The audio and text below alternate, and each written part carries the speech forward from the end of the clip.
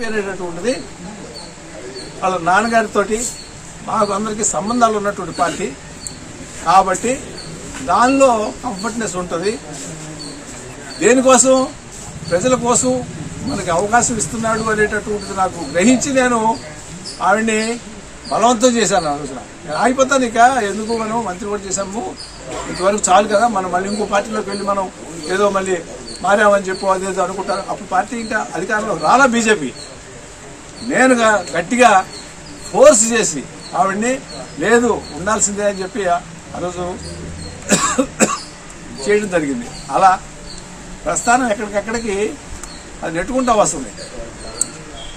ఇందాక ఒక మాట అన్నాడు, ఓట్లు వేయలేదు ఇక్కడ కానీ నిజంగా కనుక మీరు ఆ రోజు కనిపించినట్లయితే నా పరిస్థితి ఏంటి వాళ్ళ చెప్పండి. ఒక ఎత్తుకునేవాడినా ఒక తిరిగేవాడినా తిరగను కదా. మరి ఎవరు చేశారు ఇది? మీరు కాదు, భగవంతుడు చేశాడు.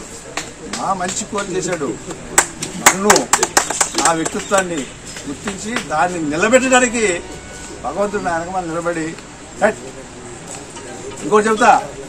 ఆ తర్వాత జగన్ పిలిపించి అబ్బాయిని ఎమ్మెల్సీ చేసి మంత్రి చేస్తాను అని చెప్పాడు 2 నెలలకి ఓడిపోయిన తర్వాత.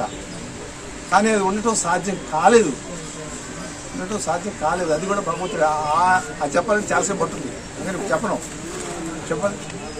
కానీ భగవంతుడు వద్దు, నువ్వు కారు తిరిగి ఇక్కడ మీటింగ్ పెట్టి మేము ఉంటున్నామని చెప్పే కార్ని అటు తిప్పమన్నాడు అబ్బాయి. ఎటు? హైదరాబాద్. ఉండేది లేదు, ఎమ్మెల్సీ లేదు, మంత్రి లేదు, వద్దునా మనం ఇటు కండిషన్స్లో మనం ఉండేటటువంటి పద్ధతి కాదు. కాబట్టి